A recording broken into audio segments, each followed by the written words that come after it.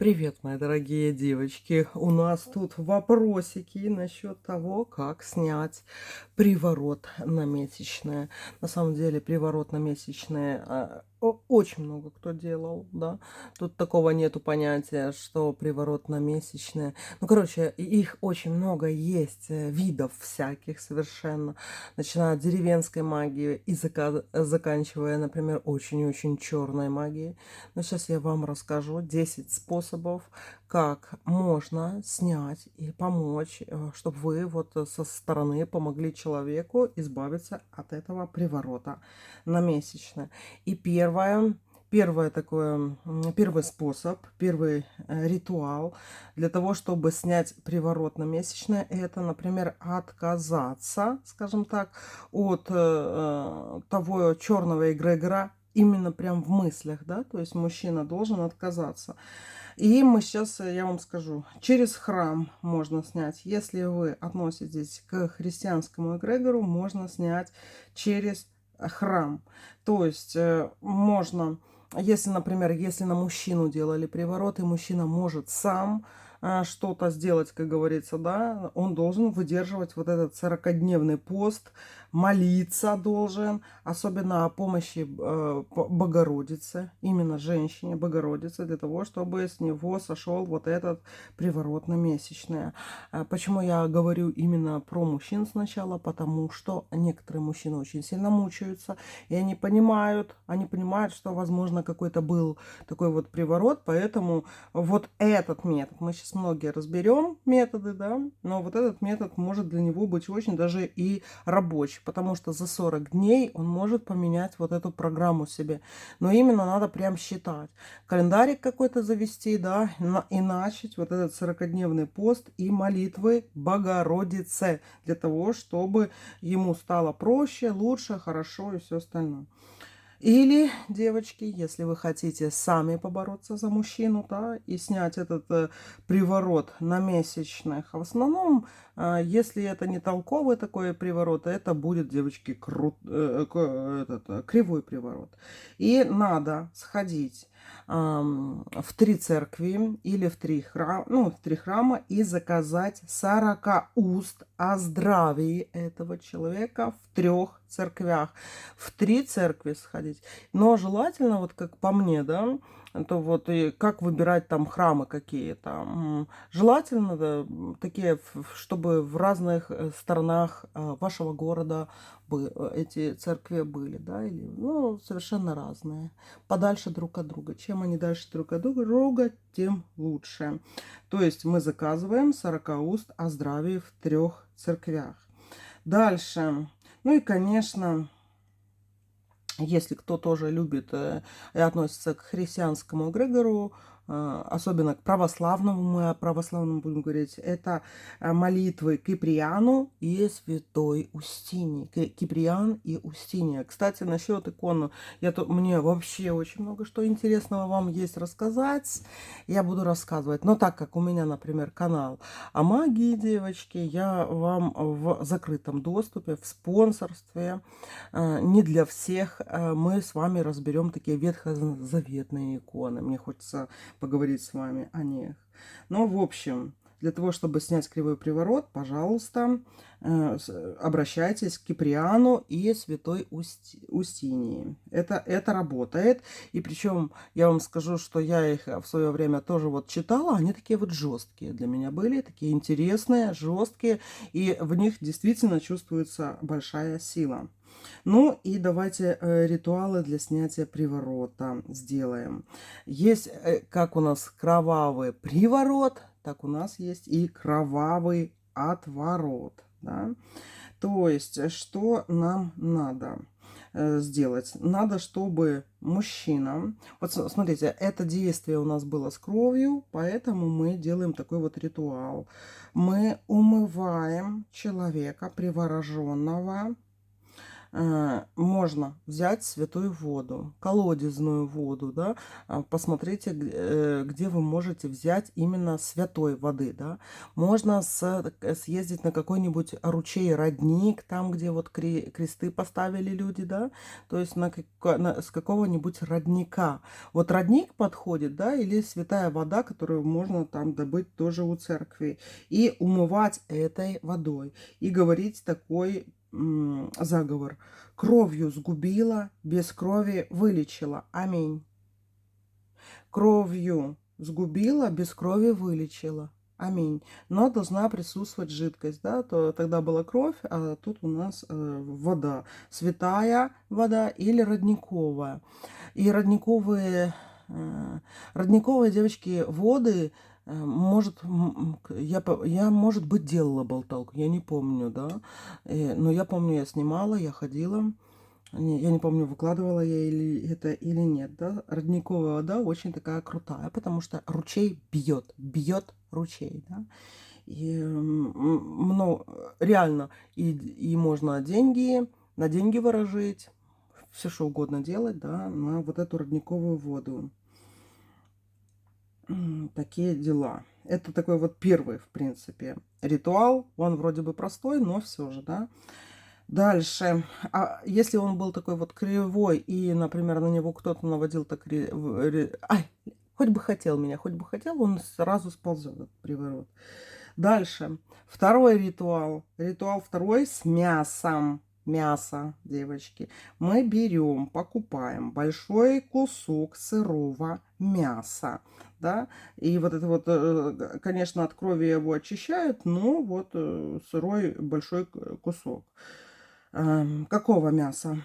Можно, девочки, свинина. Свинину, говядину, например, я бы не советовала, потому что это уже идет рогатый скот, да, это уже немножко для других ритуалов. Больше для того, чтобы снять приворот, подходит свинина.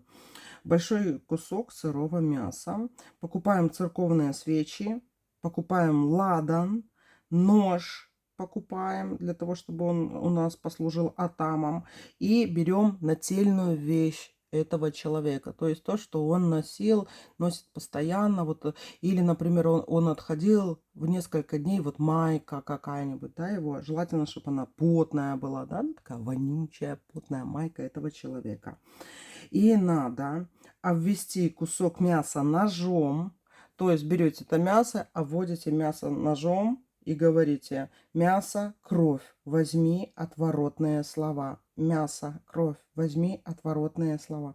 И надо это мясо дать съесть какой-нибудь бродячей собаке. Конечно, черную собаку там мы не найдем где-то, да, но вот эти вот дворовые собаки, деревенские собаки, вот именно необычные, которые кушают какой-то ветеринарный корм, да, домашним не подходит. Но вот именно бродячим, те, которые бегают, у которых нет хозяина. Здесь главное, понимаете, дать тем, у кого нет хозяина. Порежьте на кусочки, да, и вот покидаете. Покидаете там, где бродят эти собаки. И поездите, посмотрите. Именно такие вот дворовые, которым можно, в принципе, у них иммунитет хорошо работает для того, чтобы это мясо переваривать, поэтому никаких проблем с этим не будет. А почему мы вокруг вводим ножом, девочки, да? Можно по часовой стрелке, можно против часовой, неважно. Нож, мы вот атамом делаем вот эту вот магию, мы даем приказ мясу. И мы его этим ножом не режем, этим именно ножом не режем. Мы просто даем указания, да. Если вы хотите на кусочки потом его порезать, режьте обычным ножом, своим кухонным, да. А вот этим ножом мы такого ничего не делаем. Дальше. Даем съесть бродячие собаки. Потом, вот этой вот ножом, девочки, вот этот нож, который вы использовали после мяса, на который вы, как говорится, наматывали вот этот вот приворот, да? Собакам дали это мясо, а дальше делаем это действие с ножом. Нам понадобится еще и святая вода, и церковная свеча. И нам надо, опять же, умыть, девочки. Тут вот, знаете, умываю. Ну, короче, я хотела тут про разные эгрегоры сказать, но уже ладно, буду, короче, эту болталку делать. Надо умыть жертву, это опять святой водой.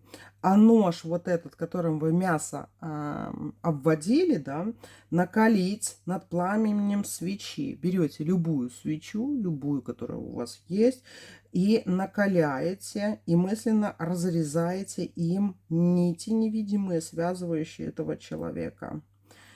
То есть берем и вводим этим накаленным ножом вокруг этого человека. Ну, как ауру, да.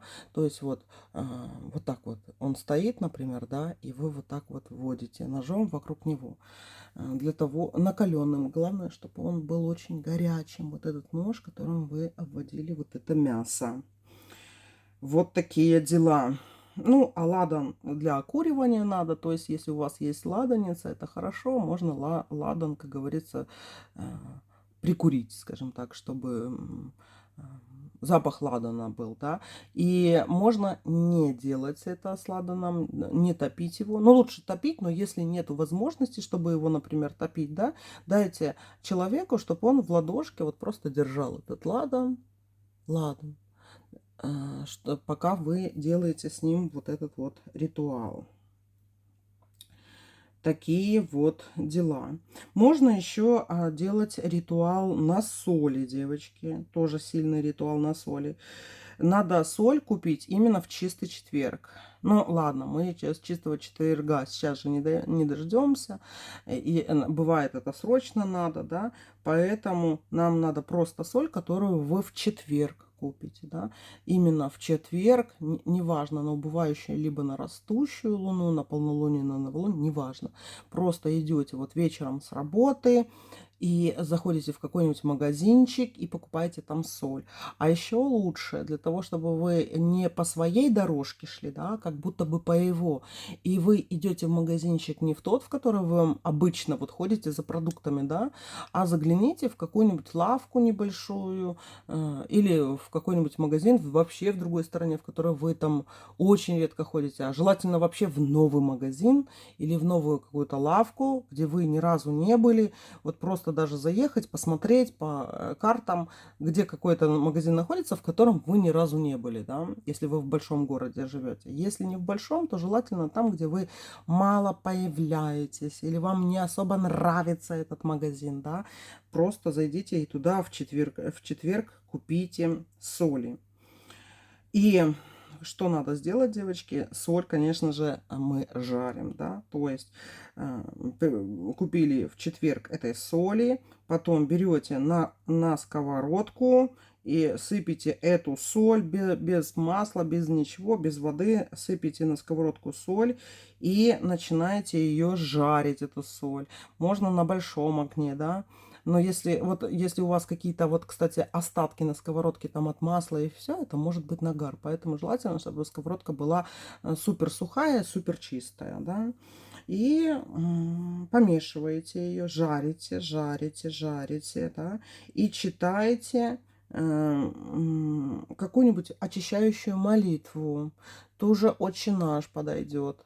Или можно заговор, девочки. Если вы относитесь к ведьмовству, вы можете соли этой передавать свое намерение. То есть я жарю эту соль для того, чтобы избавить такого-то, такого-то человека, такого-то, такого-то мужчину от всех кривых приворотов, от приворотов на месячные, от приворотов на крови, от всех этих желаний, которые на него наводили, на него что-то делали, ритуалили в полнолуние, в новолуние, на растущее, на убывающее, все, что на него ритуале, я это сниму с помощью этой соли. Короче, помешиваете и передаете свое намерение своими словами именно вот этой вот соли. Понимаете, пока вы помешиваете. Она должна потемнеть у вас. Понимаете? Как только она потемнеет, такая, вы знаете, коричневая станет, вот, черноватая, девочки.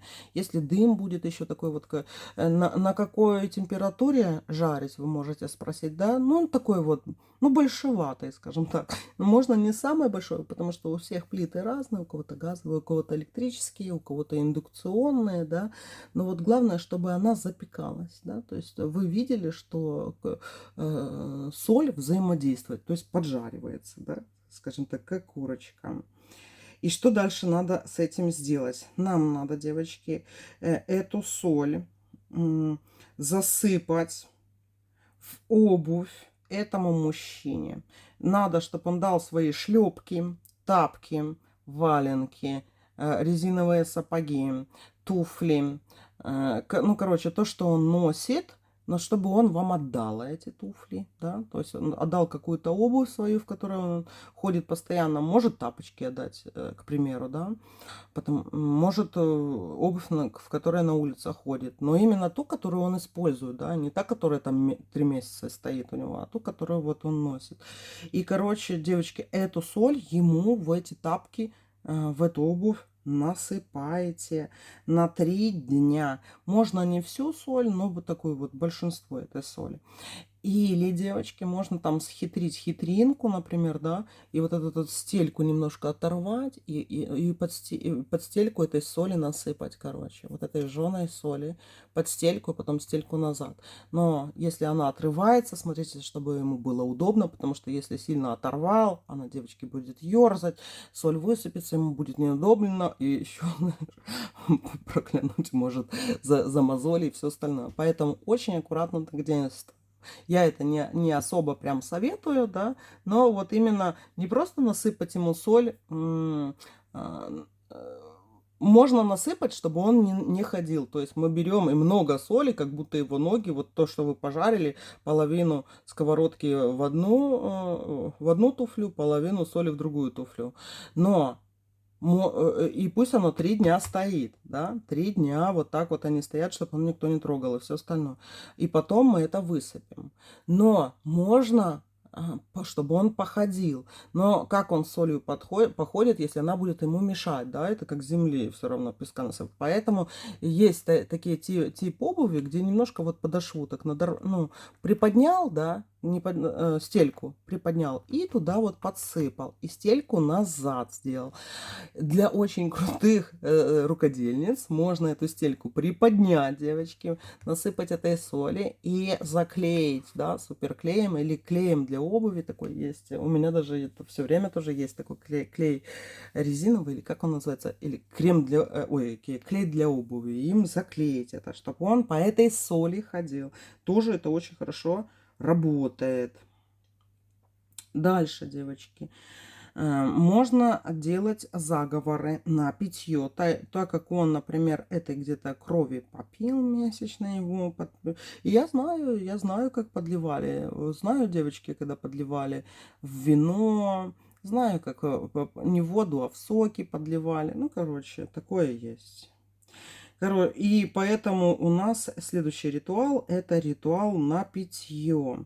Надо на убывающую луну, именно когда убывающая луна, смотрите по календарику, когда у нас убывающая луна, и именно даете ему пить заранее заговоренную жидкость.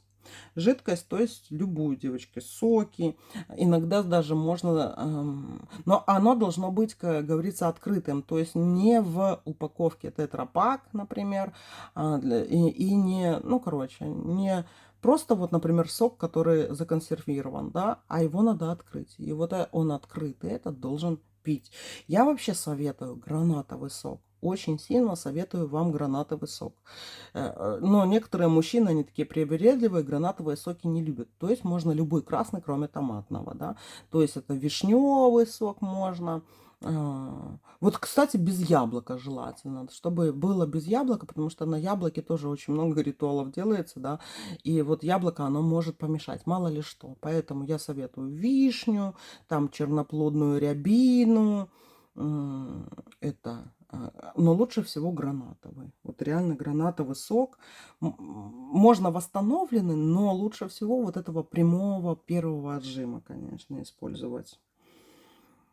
И 3 дня, чтобы он его пил по чуть-чуть, хотя бы по полстаканчика, по 200. Вот берем, вот если взять этот стаканчик граненый, да, там 200 миллилитров, вот половинку, там это получается несколько глотков. Для мужика это 2 глотка, грубо говоря, да, и вот чтобы он пил. Но вы сначала должны заговорить на вот это открытое пространство, на открытую эту жидкость, на это, кровь ты, кровь, сойди с крови, сердце не ной, душа не боли. Это легко делается, и говорите, кровь ты, кровь, сойди с крови, сердце не ной, душа не боли. Я так думаю, в описании к этому видео я напишу. Ну, вы запомните или просто вот запишите. Кровь ты, кровь, сойди с крови, сердце не ной, душа не боли. Это старый заговор, как я не знаю что, народный, как говорится, и вы его можете сказать. И еще один такой момент. Тут есть один, девочки, момент. Мы даем, конечно же, сок какого-нибудь красного цвета, да, но, девочки, вот бывают такие очень страшные какие-то привороты, да, и смотри, какой человек. Если он попал под лярву, лярва на нем уже сидит. Ой, такая, знаете, алкогольная именно лярва, которая от кривого приворота идет. Если вообще уже сложно такое, да, то я не знаю, как это говорить, но я скажу, что я так намекну, да, вместо сока красного, да, используется настоящая. В сок можно добавить настоящую кровь. Понимаете?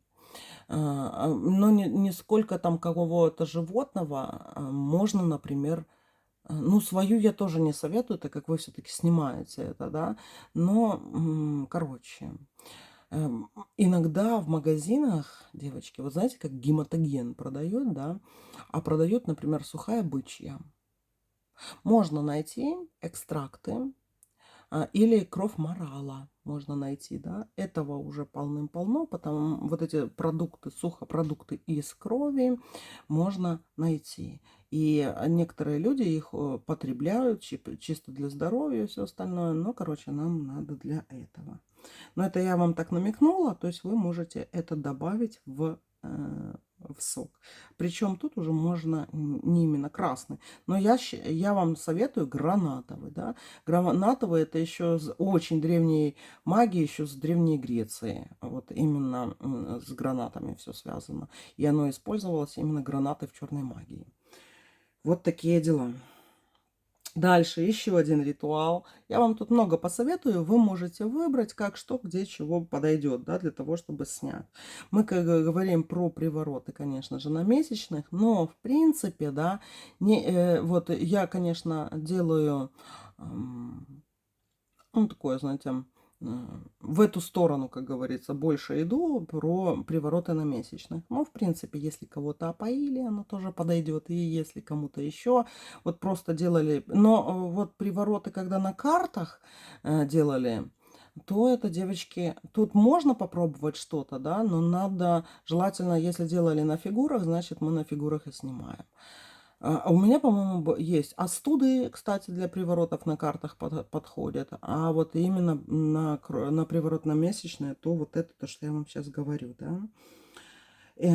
Следующий ритуал с веником. Веник, девочки, веник, обычный наш любимый веник, да, веник сарго желательно. И даже если вы уже современными какими-то вениками пользуетесь, либо вениками не пользуетесь, и у вас уже роботы-пылесосы, но желательно, чтобы у вас дома всегда был веник сарго. Если нету веника сарго, пусть это всегда будет какая-то ведьмовская метла, и пусть она будет от маленьких размеров до супер больших, понимаете? Неважно. У меня, например, метла двухметровая есть. Это из самых больших моих метел. А самые маленькие вот такие вот. Ну, вы видели, у меня есть такие метелочки. Так, и мы, кстати, ими будем тоже заниматься. Так, что вам для этого ритуала понадобится? Ритуал с веником. Веник и соль, девочки. Веник и соль. И надо, короче, с этим веником, если этот мужчина с вами живет, да, Или, например, он сам живет, и вы этот веник приносите, конечно же, этот веник надо у него там и оставить. Обычный веник типа для подметания.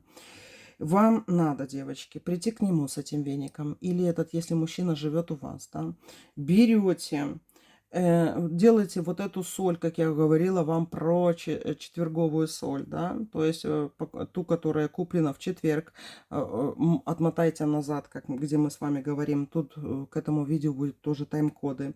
И, короче, вот эту соль берете не только в обувь, но отдельно можно сделать ее, купить в следующий четверг еще, чтобы его хорошо почистить, да. И берете тоже жарите, говорите свои заклинания. Все, что сказано с упором на магию, это не просто, это какие-то же ваши же заговоры, шепотки, это ваши заклинания, которые они работают.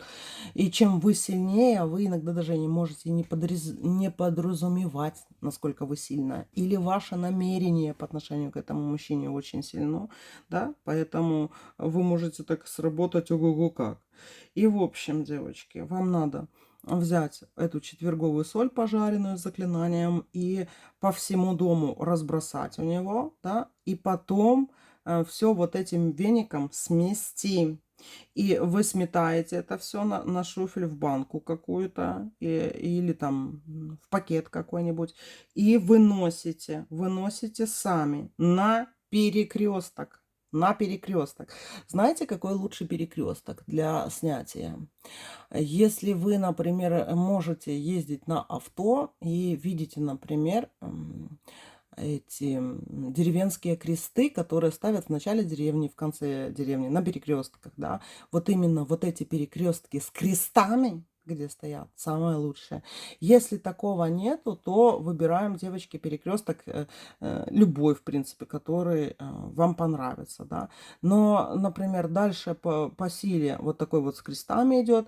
Потом, если перекресток у какого, ну, у какой-то такой вот магический, скажем так, да, который вы считаете магическим, или на котором вы уже магичили, потому что там эта сила все равно ваша осталась, да, можете на любой такой вот перекресток, который вам понравится, снести. Но желательно вот так вот мозгами немножко, знаете, подумать, так, куда мне занести, где лучше сработает, на каком перекрестке, так повыбирать, да, куда вы его понесете. И это тоже делается в любое время суток и в любое время, вне зависимости от Луны. И там, короче, вы эту соль разбрасываете, этот пакет где-нибудь в мусорку выкидываете, и все. А метелку, это тот веник, которым вы это выметали, оставляете в доме. По крайней мере, хотя бы на месяца 3, да, пусть он где-нибудь стоит, поставили вверх вот этой метущей частью, да, перевернули, то есть не рукоятью вверх, а рукоятью вниз. То есть вот вы мели-мели и потом вот так вот поставили его. Понимаете? Такие дела. Ну, есть еще тоже, давайте церковное вам еще скажу, потому что, в принципе, чтобы вы подключились к какому-то эгрегору, церковная чистка, да. Берете, девочки, покупаете в церковной лавке 12 свечей. И за здравие, и 12 свечей за упокой надо будет поставить. Берете, покупайте самые тонкие свечи, которые там есть. Не надо такие большие. Самые такие тонкие, маленькие, чтобы они быстро прогорали, чтобы их никто там не убрал, да, чтобы они там быстренько прогорели. И ставите 12 свечей за здравие привороженного. И идете туда, где ставят свечи за упокой. Слева за упокой, справа за здравие. Ну, вы разберетесь, там увидите. И столько же, 12 свечей, вы ставите за упокой людей с таким же именем, чтобы сбить с толку приворотную энергию. То есть вы ставите 12 свечей и говорите, это за здравие этого мужчины, это за здравие этого мужчины, это за здравие этого мужчины, ну, его имя 12 раз. Вот, 12 свечей поставили, да.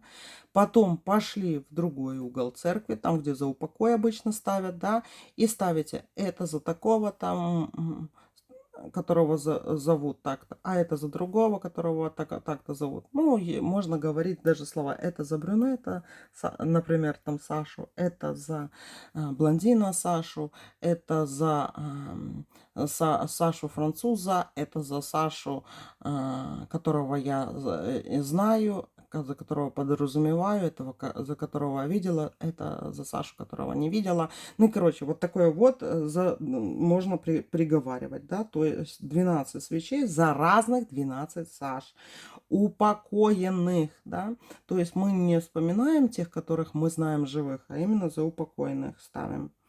И это очень жестко сбивает, очень жестко, эгрегорно, церковно сбивает, в принципе, любую работу. Понимаете, даже если там привороты какие-то делали, ну, со свечами 100 пудов. Вот такие дела. Можно руны, кстати, использовать, ставы рунические использовать. Но, девочки, я сейчас вам их не покажу, потому что их все-таки надо подбирать, да. Вы можете, если вы увлекаетесь рунами, вы можете посмотреть рунические ставы для снятия приворотов. Есть авторские, но дело в том, что в основном это разрабатывается под каждого определенного человека, да. Но к рунам тоже советую присмотреться.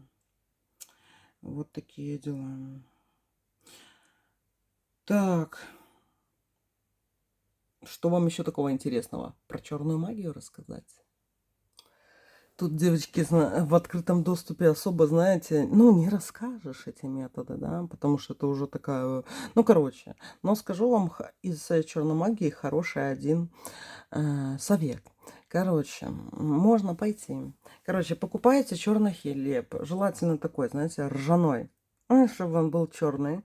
Например, бородинские, там еще какой-нибудь генеральский, вот есть такие вот черные хлеба, да.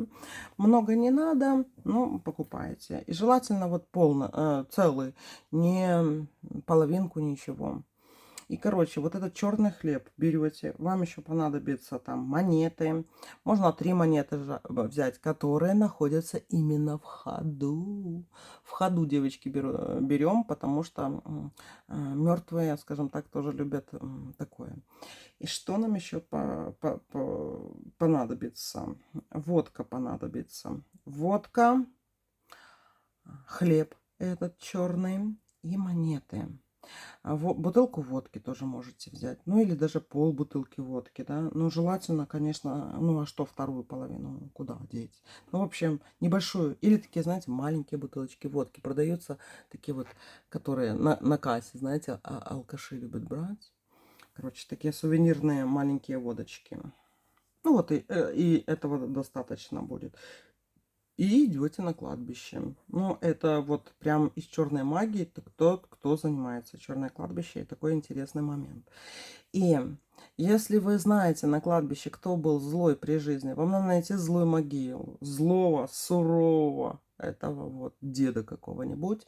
Желательно, тем старше человек, тем лучше. Чем старше могила, тем лучше. И она должна быть такая зла. Вы или чувствуете, что это злой был человек какой-то, да, или это даже может быть какой-то ваш родственник, но при жизни тот, который был такой злой, там, кого-нибудь дубасил, все такое, вот такого вот человека, да, именно злого, именно мужчину. Или такую старую могилу, но от которой веет таким вот, знаете, ну, раз мы о черной магии говорим, то я говорю с ведьмами, правильно? И то есть я не приветствую, когда, например, люди потом будут задавать вопросы, а как понять, где могила какая, там, злого или не злого. Мы ведьмы, да, и вот этот момент я рассказываю именно для ведьм, которые могут ощутить, да, которые чувствуют, где кто похоронен, и чувствуют вот эту энергетику. Поэтому это только для ведьм. Только для ведьм, да.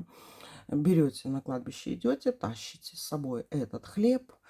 Вот эти вот 3 монеты берете, именно 3 девочки, да, потому что, чтобы не пускать на перекресток, 4 не берем, да, берем 3. И ищем могилу такой вот деда, злого. Злую старую могилу, короче, ищем. И что мы делаем, девочки?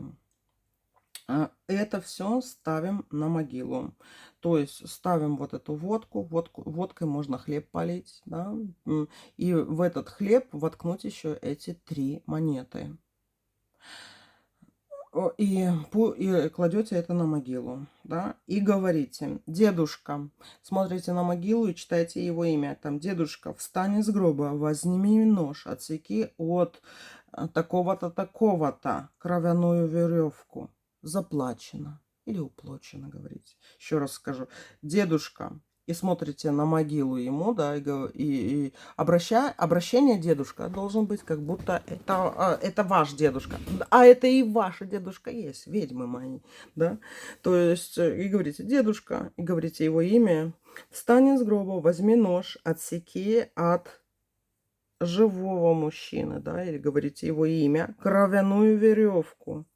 Кровяную веревку. То есть вы показываете, что это был приворот, да, на месячных. Или, например, не кровяную веревку, а, например, это вот приворотную веревку, страстную веревку, мучающую веревку.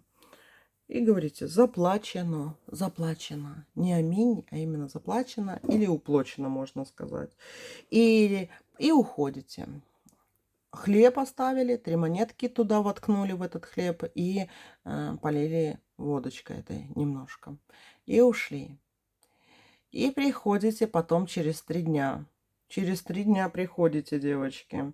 Можно, чтобы больше времени прошло, там несколько еще больше дней, но не ранее, чем через 3 дня. Можно через 9 дней прийти, но желательно вот через 3 дня. Да? И если вы увидите это подношение, которое там есть, осталось, да, вот этот хлеб лежит, да, то берете его и где-нибудь вот прикапываете под сухим деревом. Видите какое-нибудь дерево такое старое, которое, например, уже омелой покрылось паразитами. Это такие, знаете, кустики зеленые на деревьях. Под тополем можно. Вот старые эти тополя, которые с омелой, под ними вот хорошо сходит приворот. Вот.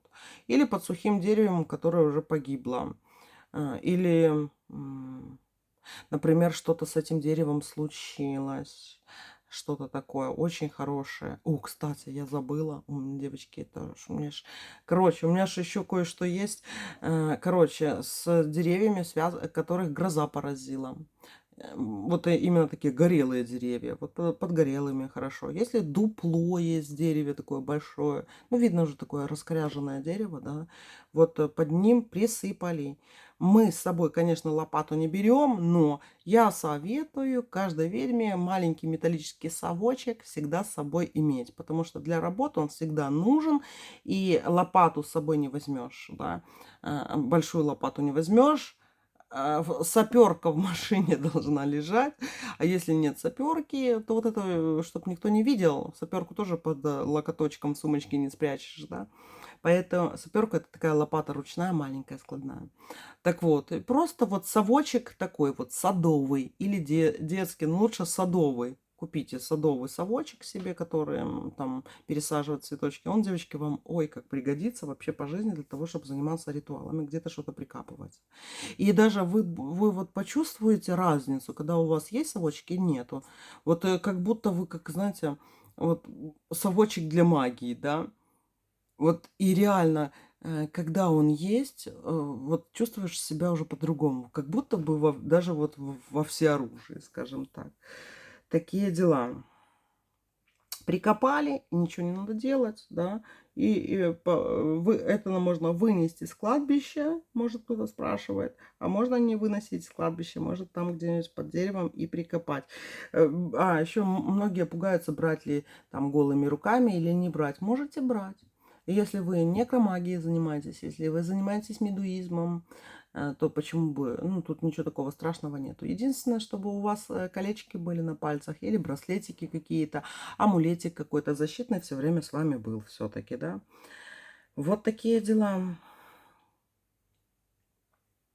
И, короче, девочки, самое главное, что когда мы снимаем привороты, мы делаем отворот, да, то есть желательно надо поставить защиту на то, чтобы приворот не вернулся. Например, повязать черную нить на запястье этому мужчине. Пусть вот просто черную нитку поносит. Хлопковую, там, шерстяную, неважно. Черную нитку. Что типа все сделано, я сняла этот приворот, сделала отворот. Чужая магия на этом мужчине не работает, а на нем мой браслетик. Помните, я вам снимала видео про браслетики для мужчин? Вот это оттуда, девочки. Чтобы вот этот приворот не вернулся или не трансформировался во что-то другое, да, то есть черная ниточка будет помогать. Вот. И вот этот последний, то, что я вам сказала про кладбище, это только для ведьм, для практикующих черных магов с опытом. Понимаете? То есть для таких вот просто девочек, которые увлекаются просто с этим, такие вещи делать нельзя. Понимаете? Потому что мало ли что можно нахапаться, смотри, какая у вас энергетика, да, как чего трали-вали, там очень много таких вот всяких вот нюансов, чтобы что-то не подцепить. Иногда, девочки, вот ты когда забиваешь на некоторые такие вот моменты, да, или веришь в себя, да. Вот я знаю одну женщину, даже не одну. Вот у меня примеров много, но это уже тема для другой болталки, да. Они начинают верить в себя, что они такие, я черная ведьма и все остальное. И что потом случается? Когда ты работаешь, типа, они не по ведьмовскому. Оно ж манит, оно ж очень липучее, оно ж манит очень серьезно, да. Силой своей, вот этой вот ритуалистикой манит. И оно ж притягивает не то, что хороших таких ведьм, да, которые по ведьмовскому кодексу, притягивает и всякую шоблу. Шоблу в плане ту, которая во зло, в гадость в какую-то, вот на зло делать или еще что-то. Ну, короче, все зависит, магия всегда зависит от намерения. И чем чище, чем круче ваше намерение, тем оно сильнее. А ваше намерение – это половина сделанного дела. Вся магия основывается на силе воли. Да? Сильный маг, сильный шаман, сильный, не знаю, любой сильный человек, обратите внимание, насколько у него очень такая вот сильная воля, скажем так, да, и любое намерение, каждое слово такое сильное идет. И вот там вот магия будет всегда очень сильно и хорошо работать. И черная магия, она может сработать во вред человеку, тот, который пытается ей заниматься во вред другим людям на ровном голом месте. И у меня вот это вот самое главное, да, чтобы никто ничего не делал, черную магию никто не делал зря. И в основном поэтому я ее и выкручиваю тоже так, демонологию там и все остальное вам так, чтобы ничего, как говорится, за это не было, да. То есть мы отдаем на суд, высшим силам, темным или светлым, все наши решения и все остальное провидению, которое видит и знает, что это как должно быть лучше нас, понимаете? Но мы передаем вот это вот свое желание, чтобы оно было как бы учтено, скажем так, понимаете? Вот такие вот дела. Будьте, девочки, осторожны в магии. И вот если вам уже пришлось вот сталкиваться с тем, чтобы снимать приворот, да, опишите в комментариях, девочки, напишите, какие моменты вы заметили в мужчинах, с которых вы хотели снять приворот, да, или как вы увидели, как работает приворот, кривой приворот, да, какие-нибудь такие вот интересные истории. Если вам что-нибудь рассказать, то пишите, девочки. Пообсуждаем, обсудим, почитаем. У кого-то это алкогольная лярва. Это когда человек спивается, вот не пил, не пил, не пил, не пил. То есть не такие вот обычные, скажем так, алкаши, да. А вот не пил, не пил, он хоба, приворот на него навели. Понимаете? И от приворота мужчина начинает пить, потому что его воля меняется, он себя хреново начинает вести, скажем так, да. Потом, что еще бывает с мужчинами с кривыми приворотами? Ломаются денежные каналы, да, или они начинают гулять напропалую, как бабники. То есть на него наводят приворот, а он начинает все равно гулять с другими Он женщине не достается, потому что он вот как пытается убежать от нее, да, он вроде бы с ней побыл, и у него вот сбиваются такие вот ориентиры лебеди, да, пары на всю жизнь, ориентиры сбиваются. Вот. Много чего такого происходит. Болеть начинают, например, двойные органы начинают болеть. Да, почки, легкие, уши, глаза могут болеть, на руках что-то. А что, кстати, приходит тем женщинам, которые занимаются магией, злой магией, черной магией против других людей во зло? Рожа случается. Агрессия такая появляется, которую невозможно удержать. То есть это вот, знаете, тревожность у кого-то, да, а у них такая вот агрессия. Есть такая дементная агрессия, да. А вот обратите внимание, у многих женщин в возрасте вот это проявляется, да, агрессия такая. Как вы думаете, колдовали они или не колдовали, да? От колдовства это или нет колдовства? Может, это просто заболевание? А может и не просто. Вот просто подрассуждайте с точки зрения магии, да, о людях, девочки. Много всего интересного можно, так знаете, э, пронаблюдать. Все, мои дорогие, вот такая вот была у нас болталочка про привороты. И ее заказала Леночка. Леночка наша давняя подруга. Леночка, это для тебя тоже видео. Я надеюсь, оно тебе пригодится. Все, любимки, пока-пока.